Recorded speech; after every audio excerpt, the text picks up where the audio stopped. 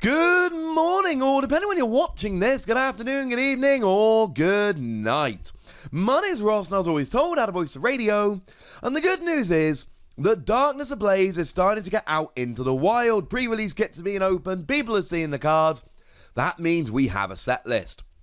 And with a set list, that means we can do a full top 20. So, let's start off with a couple of honourable mentions. Cards that I really wanted to put on the list, but just couldn't. Mimikyu is a very nice card. It prevents your bench Pokemon from being healed, or I should say it prevents your opponent's bench Pokemon being healed. It's really nice for stopping some decks, but I couldn't put it on there. Similarly, I am a huge fan personally of the Vanillux. Vanillux comes along here. If it's in the active, you may flip a coin.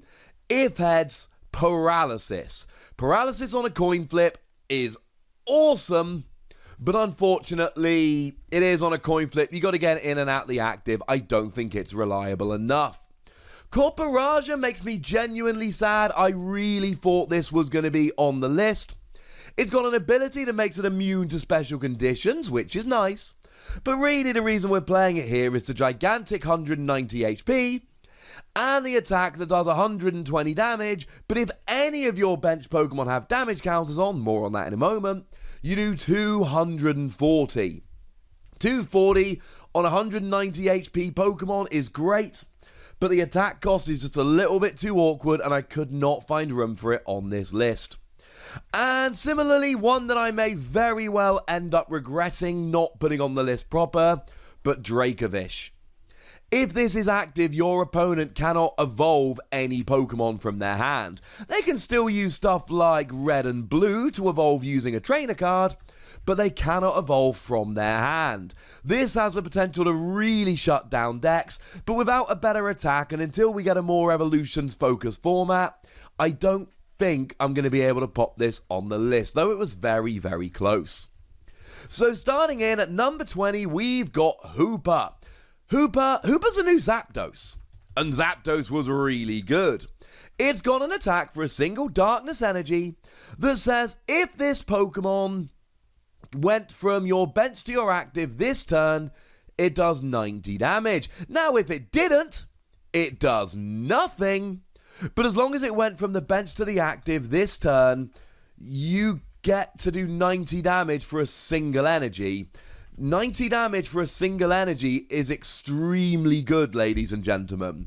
Like, extremely good. This, I mean, for a basic Pokemon single energy, you don't get much better. This is gonna see a bunch of play. Coming in at number 19, we've got Charizard VMAX. Now, Charizard VMAX really is here because it just does a huge amount of damage. Now, don't get me wrong, it's also got a huge amount of HP. 330 is not to be sniffed at, but free energy 100, you add a Vitality Band, and that is a one-hit KO on a Zacian, which is kind of nice. But 5 energy, 300 damage, and yes, I know you've got to discard 2. I don't really care. 300 damage is huge. You can use Welder, and with it being an evolved Pokemon, you can use triple acceleration energy, and it's a huge amount of damage. Maybe it's going to end up being a little bit too slow, but I think there is a lot of potential here. Coming in at number 18, we've got HOUNDOOM. And HOUNDOOM is another one of these that I am a big fan of on a personal level. Now, the main attack we're looking at here is for free energy. It does 100 damage, but if any of your bench fire Pokemon have any damage counters on them, you do 200. Well, with Welder and another card we're going to see later that allows you to damage Pokemon, this can do 200 turn 1 going second. If you go second, you can literally get damage on one of your bench, Welder and energy onto here, and then you're hitting 200 damage, which is going to KO the vast majority of Pokemon your opponent might have in the active. I love Houndoom for the potential of early game smashing. It's awesome. And speaking of Pokemon I like using turn 1 with Welder, how about Salamence? Now, Salamence V, for just free energy, does 30 damage to each of your opponent's Pokemon. All of them. Just spreads 30 to everything. And welder energy, and you're off and rolling. You then evolve into Salamence VMAX, and for 1 energy, you do 40 damage to 2 of your opponent's Pokemon. And what I love about this, you've also got other attacks which are slightly bigger, but what I really like about this is that you go second, turn 1 you do 30 to everything, and then you can keep doing 30 to everything, or choose 2 Pokemon to do 42, and essentially you just put your opponent on a clock, and if they don't start rolling with something fast, they will lose the game. Coming in at number 16, we've got Piers, a lovely new supporter card. Now, Piers just lets you search your deck for a Darkness Pokemon and an energy, reveal them, and put them into your hand.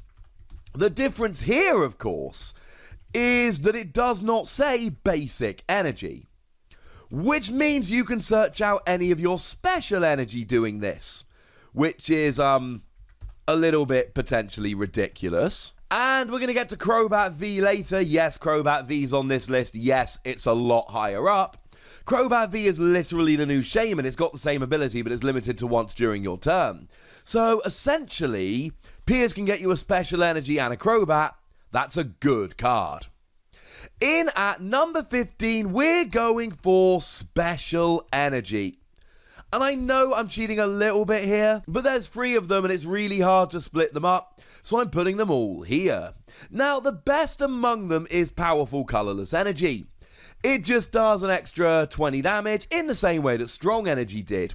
Remember, all these new special energy can be attached to anyone to provide the requisite energy, but you only get the special effect if it's the right type of Pokemon. So Powerful Colorless Energy lets you do an extra 20 damage. Doing an extra 20 damage is awesome. Hide Darkness Energy gives free retreat, i.e. it's a Darkness Energy mixed with a Float Stone. And then we've got Heat Fire Energy, which gives you an extra 20 HP. Yeah, that's pretty gosh darn good, ladies and gentlemen. So, these are the kind of ones where it's very, very likely that you are going to be getting these propping up in the relevant decks. I've seen some people say that Hidden Darkness Energy or Hide Darkness Energy shouldn't be coming into Darkness decks. You don't need it. I suppose we'll wait and see. But I'm lumping them all together here, and you can't stop me. In at number 14, we've got SPIKEMUTH Stadium. Now, I've already mentioned with HOUNDOOM and with Copperajah that we have a way to get damage onto your Pokemon when you need to. SPIKEMUTH Stadium is the way we do it.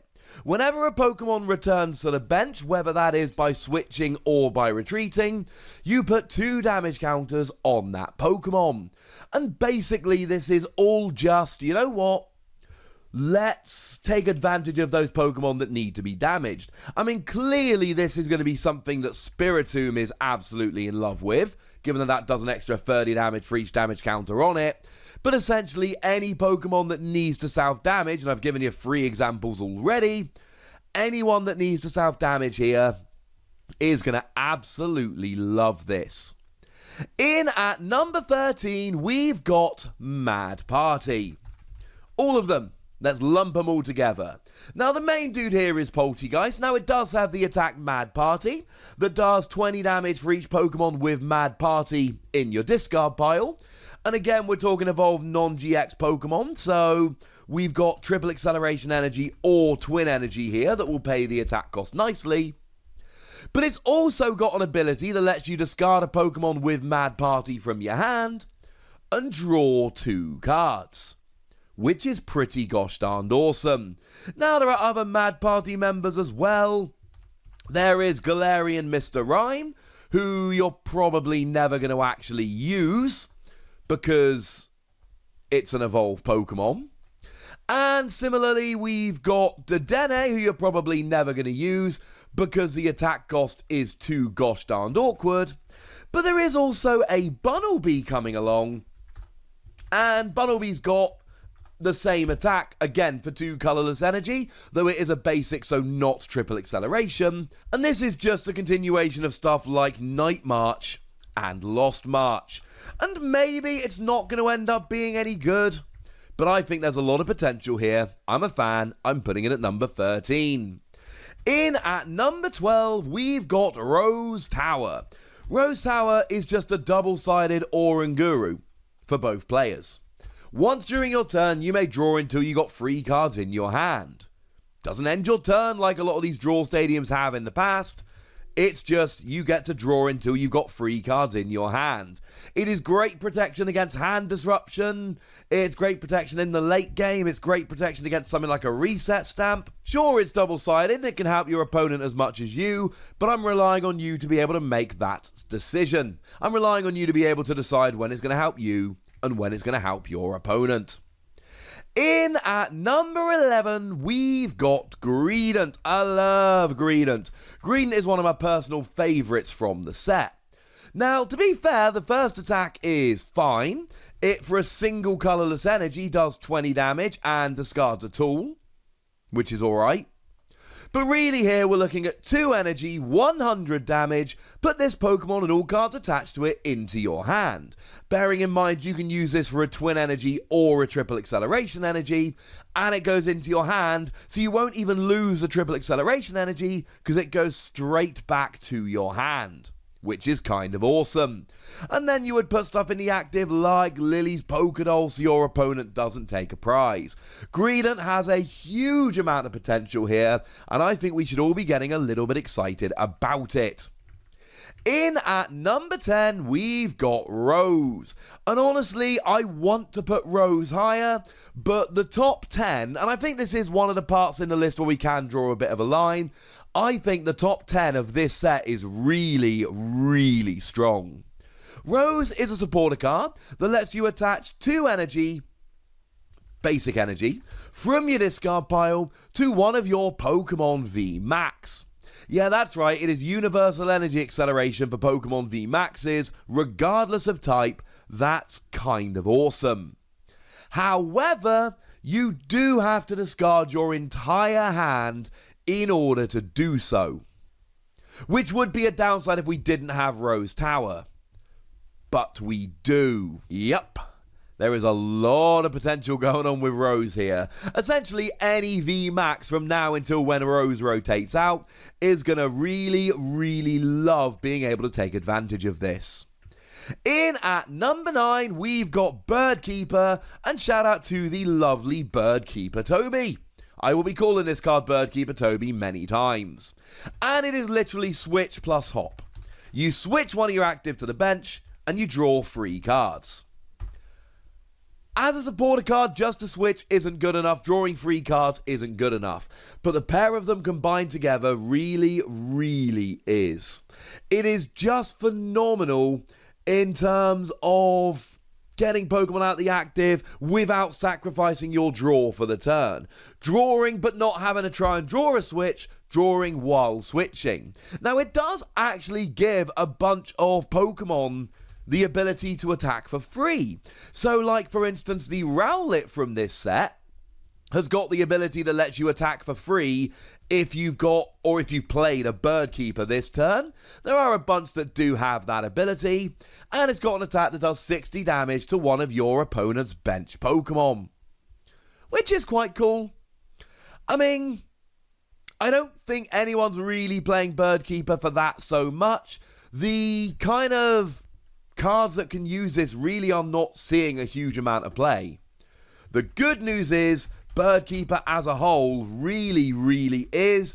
It is seeing play as a one-off in a whole bunch of decks over in Japan at the moment.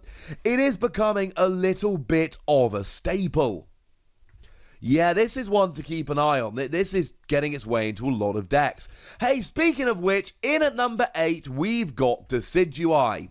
Yes, I would like to put Decidueye higher. I just cannot find a space for it higher on the list. Decidueye's got an ability that prevents all damage done to it by Pokemon Vs and Pokemon GXs. That's why we play Decidueye. It's a stage 2, but given that you're going to be locking some decks entirely out of the game, it really doesn't matter how long it takes to evolve up into Decidueye, because you're just gonna not give up any other prizes once you get it rolling. Incidentally, great partner for Greedent. Greedent hits, goes to your hand, and then Decidueye goes up to block GXs and Vs. The attack that does 90 damage plus 20 to 2 of your opponent's bench Pokemon is fine but unspectacular.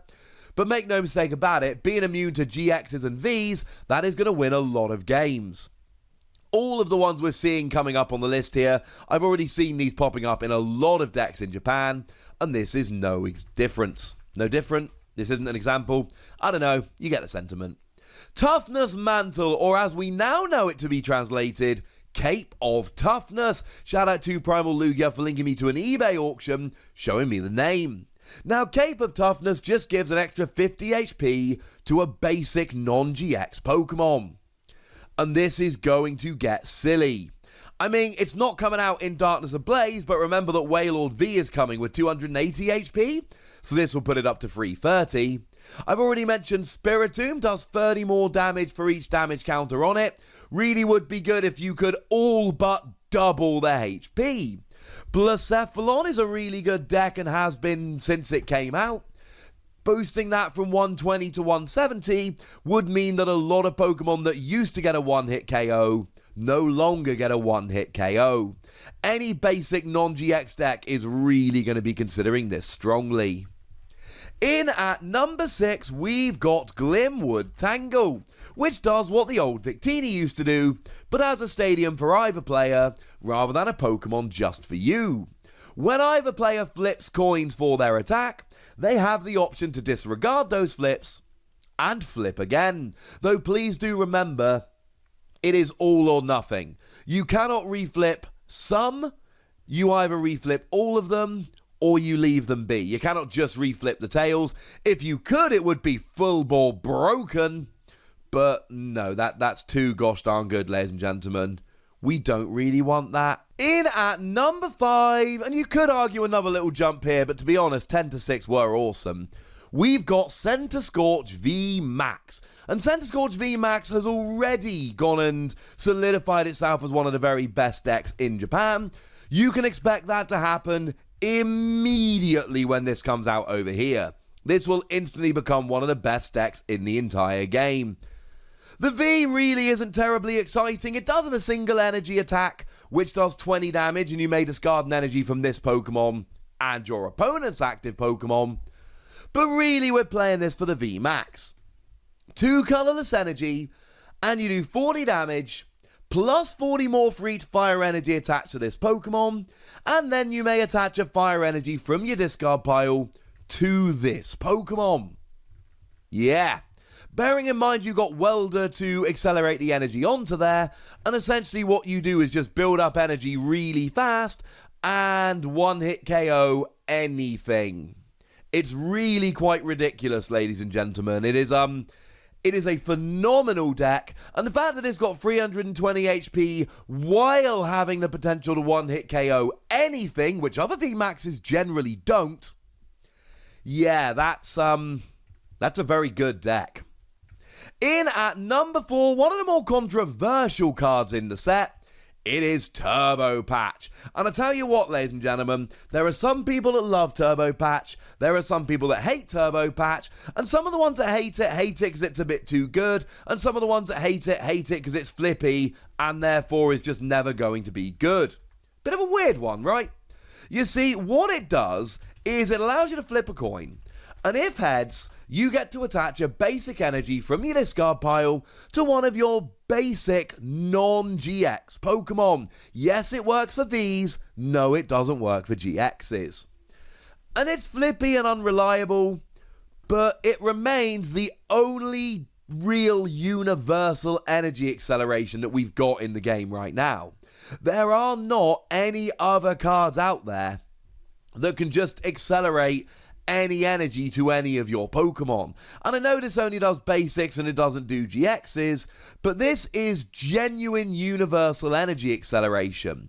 And yeah, it's flippy, but most of the time, if you play 4 of these in your deck, you should have a reasonable expectation that you can hit 2 heads. So that's 2 extra energy during the game. And there are so many decks out there that with just a tiny bit of extra energy acceleration could be so much better. Turbo Patch, ladies and gentlemen. Turbo Patch. In at number 3, we've got Eternatus VMAX. And the fact that Eternatus VMAX is in at number 3 should tell you everything you need to know about how ridiculous this set is. Now, Eternatus VMAX has got an ability which is basically Skyfield if you only play Darkness Pokemon.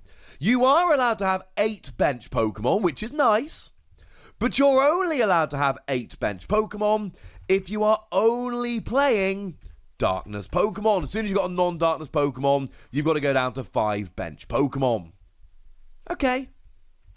The thing is, you then have an attack for 2 energy, and that is low enough that you can just manually attach, that does 30 damage for each of your Darkness Pokemon in play. So if you've got a full bench of Darkness Pokemon, you do 270 damage, and this is why it's so good. And of course, Crobat is a Darkness Pokemon which gives you a draw engine. Without that, this would be nowhere near as good, but you have it, so you're fine. And what we end up with here is just a ridiculous combo. You've got a large bench, you're doing huge damage, you can play a whole bunch of support Pokemon, and then you're just sitting there rocking 270 every turn, bearing in mind that you can just manually attach, and life is looking pretty gosh darned good. It's phenomenal. But it's not quite as good as Vikavolt V. And again, there are so many sets out there where Vikavolt V would have been the hands-down best card in the set. It's the new Seismitoad. For 2 energy, you do 50 damage, and your opponent cannot play item cards from their hand during their next turn. Yeah, that's ridiculous. Now, there was an argument as to whether HPs have gone up enough here, and whether Vikavolt won't be good. Well, Japan had an unofficial national championships recently, and the winner was Vikavolt, and in the final it beat a Vikavolt deck. Now, to be fair, don't sleep on the second attack. It does 190 and discards 2 energy, but it really is all about the blocking trainer cards here, or item cards. And with Thunder Mountain, which will rotate, and Tapu Koko, which won't, it really is not difficult at all to go second and get this item lock turn 1. So your opponent has 1 turn without attacks or supporters, and then they don't play any item cards for the rest of the game. This is a format-defining card. It is brilliant, but it's not number 1. Number 1's Crobat. And I've had to mention Crobat a couple of times already. Crobat is Shaman, but you can only use one of the abilities during your turn. You cannot play multiple Crobat. Or to put it more accurately, you can, but you can only activate the first ability. You bench it and you draw until you got 6 cards in your hand. And right now, you could argue that it's not that great because we've still got Dedenne. I mean, it is that great and it's a staple in Japan. But you could argue you could play Dedenne instead. And that is a fair argument, incidentally. The argument that you could play Dedenne instead is a fair argument until August, September 2021. When Dedenne rotates out. And Crobat doesn't. And then Crobat is an absolute hands-down staple in every deck. And as amazing as Vikavolt and Eternatus are, and they are, and as much as they are arguably the 2 best decks we're going to have moving forward, when you've got a card that is basically going to be a staple in every deck, it's got to be number 1. And this was not a difficult decision, incidentally. Not even close. But now, ladies and gentlemen, I want to hear from you guys. I want to know if there are any cards that you thought were too high, thought were too low, thought shouldn't have been on the list but were, or should have been on the list but weren't. Let me know in the comment section. Go nuts, be nice, but do remember, if you're moving a card down, you've got to move others up. If you're moving one up, you've got to move others down, etc. And then make sure you like this video, subscribe to this channel, follow me on Twitter at TheWassy, and Twitch for some live action at twitch.tv/PTCGRadio. If you want to support the channel, get some bonus podcasts and all that good stuff, head on over to patreon.com/PTCGRadio, where you can do exactly that. But by far the most important thing, as always, look after yourselves till next time, would ya? Thank you very much for watching. My name's Ross, and you've been watching PTCG Radio.